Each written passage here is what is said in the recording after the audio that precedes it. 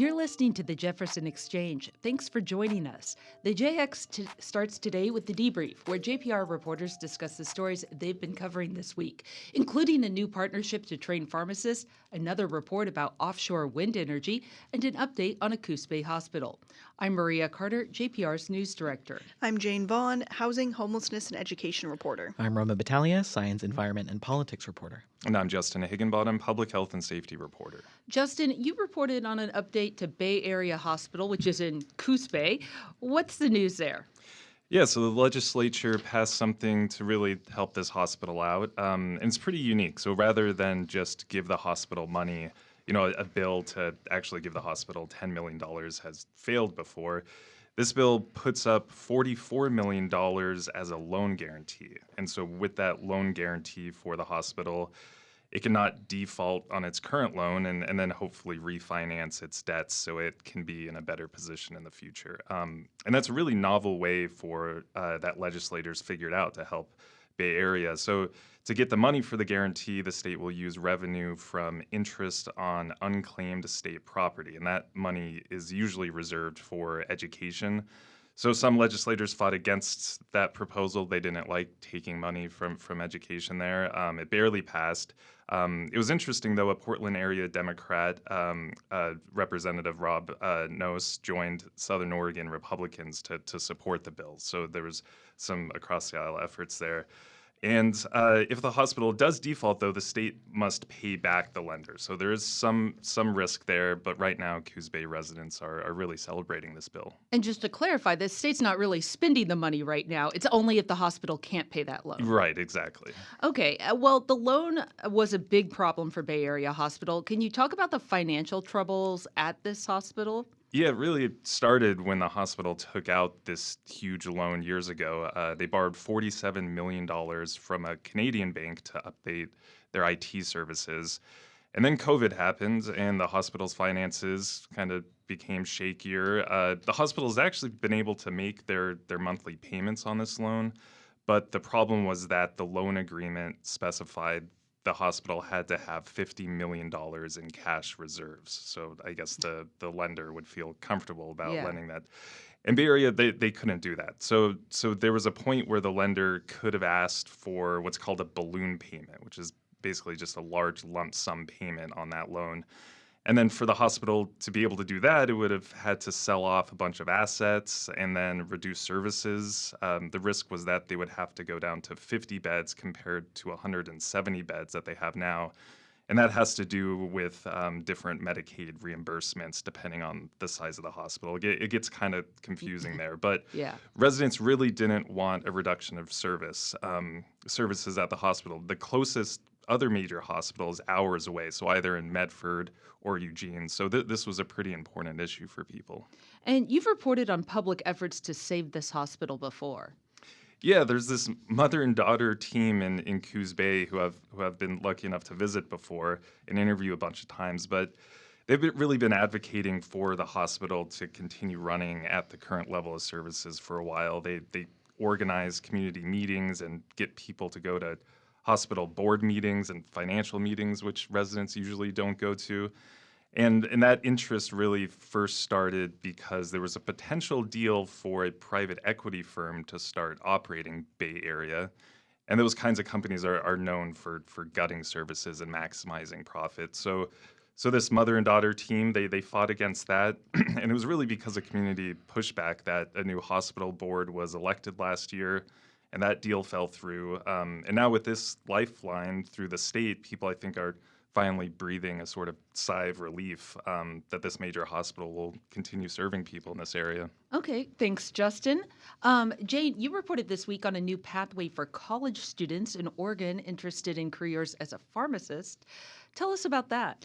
So briefly, Umpqua Community College in Roseburg, and then it also affects Chemeketa Community College in Salem, have created this new partnership with Pacific University to basically streamline the process so that students who are interested in working as a pharmacist have an easier pathway to get their advanced degree. Okay, so streamlining, tell us how that actually works. So basically, students can take their pre-pharmacy coursework, normal coursework at UCC or Chemeketa, get their associate's degree, and then they can go right to Pacific University to start their Doctor of Pharmacy degree.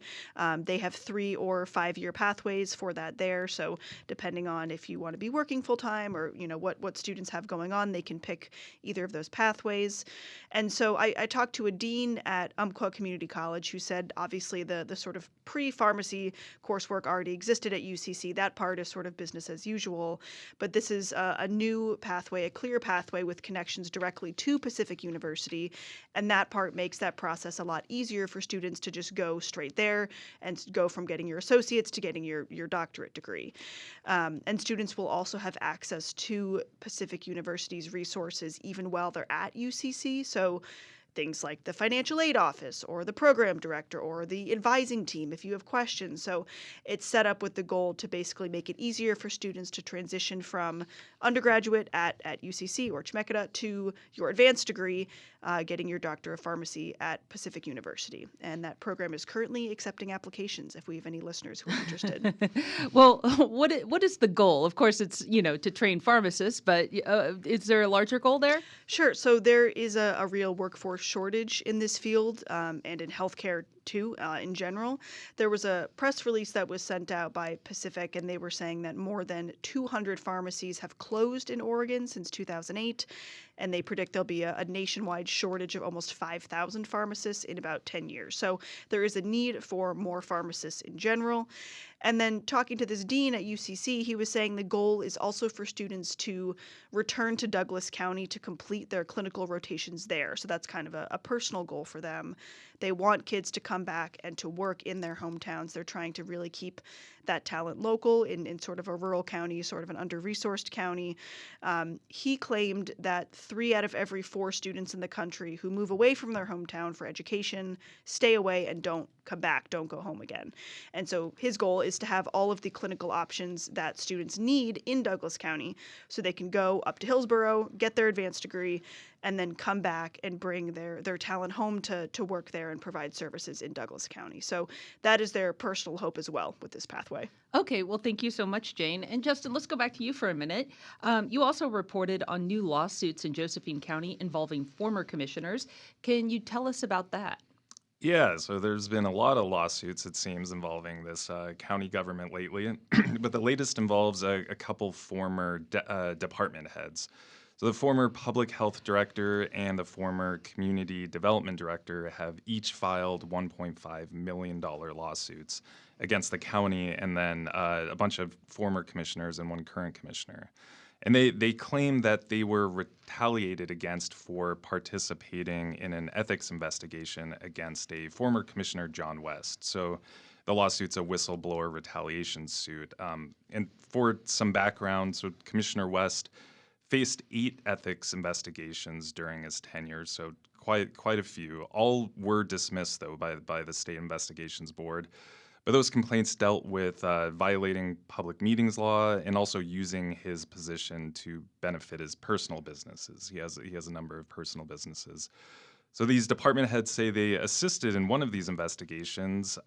They claim they saw wrongdoing on West's behalf, and after that, they were fired. So West is also out of a job. He was recalled in 2024, but there was a lot of interesting bits in these complaints that we reported on.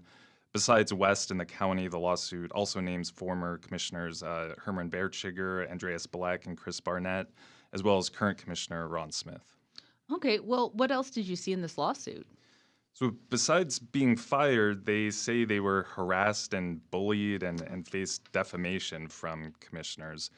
For example, one complaint alleges that commissioners spread a rumor that the health director had lied about his grandmother's death after he requested bereavement leave. The community development director says he was denied actually a request to attend jury duty. So, they also bring up a supposed third-party investigation into workplace behavior by the commissioners. This report isn't public, so I can't say exactly what's in it. But the complaint alleges that this third-party investigation found evidence of bullying and harassment against employees, and so they bring that up in the complaint. And like I've mentioned, there's been a lot of lawsuits involving Josephine County. So we followed a series of defamation lawsuits involving West and Chris Barnett, former Commissioner And Barnett. sometimes they're the ones claiming they're being defamed. Right. It goes both ways. Yeah. So and those commissioners actually won their cases, their defamation cases for hundreds of thousands of dollars against a news website owner or operator. So lots of lawsuits going on, and last year, actually, a former Josephine County secretary filed a federal lawsuit claiming she was also fired after raising ethical concerns over commissioner conduct. So her complaint looks somewhat similar to this latest one. Yeah, well, there's a lot going on there, and we'll try to keep track of it all. Last but certainly not least, Roman, you reported on a national report about offshore wind on the West Coast.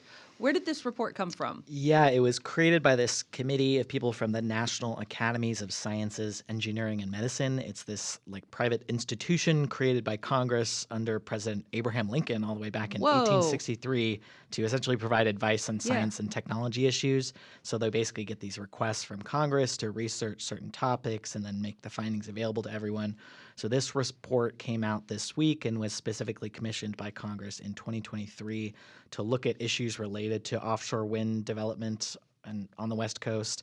It kind of brought together a lot of different people from the industry and the region and tribes and all this sort of stuff to look at things that Congress was interested in looking at. So what exactly does the report cover? Yeah, it's kind of interesting because it's sort of like a big hodgepodge of all different things related to West Coast offshore wind and energy in general. It was sort of like Congress wanted to look at these things, and so they're like, okay, we're going to have you work with all of these different stuff just to give us a big old report on all of these things. So it looks at one is impacts on fisheries, including how wind turbines may impact upwelling or disrupt access for fishing boats. Upwelling, for people to know, is on the West Coast specifically. There's cold water underneath that's nutrient rich, and the wind that blows across the water will drive that cold, nutrient-rich water up to the surface, and that is what creates a really good fishing ground on the West Coast. And so the wind turbines physically do pull the wind out of the ecosystem, and so it's kind of looking at how that might impact things. They also looked at impacts to rescue operations by the Coast Guard. The Coast Guard, if they have to do rescues, often they'll fly helicopters really close to the water to rescue people, and these wind turbines could make that more difficult. They also looked at the planning and leasing process by the Bureau of Ocean Energy Management. They're the ones who actually lease areas off the ocean for offshore wind development and looking at how that can be improved. The report also doesn't just cover offshore wind. It really was technically a offshore energy, renewable energy report. So it looks at other types of renewable energy like wave energy, but usually offshore wind is kind of the one people are looking at when they're building right now.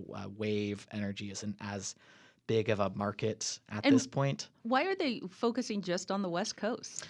Yeah, they're looking at the West Coast because there really hasn't been anything done on the West Coast yet in terms of offshore wind. There's been some plans in California, but there's nothing that's really been built yet.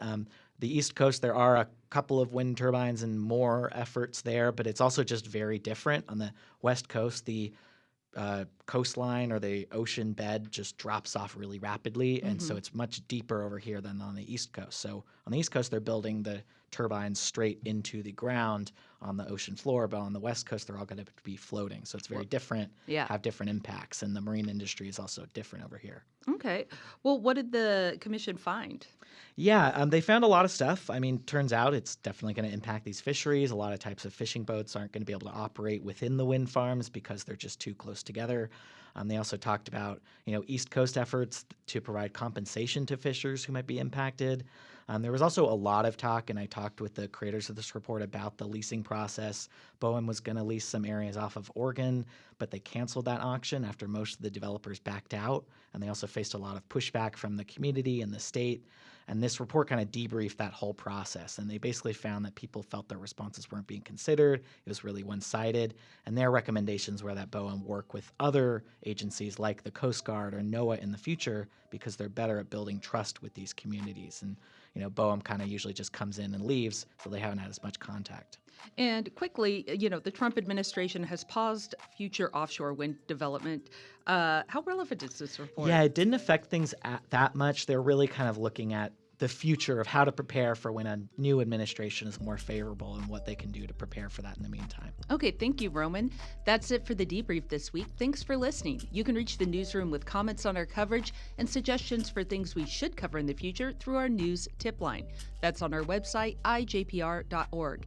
You can find this program and more at jeffexchange.org or on your favorite podcast platform.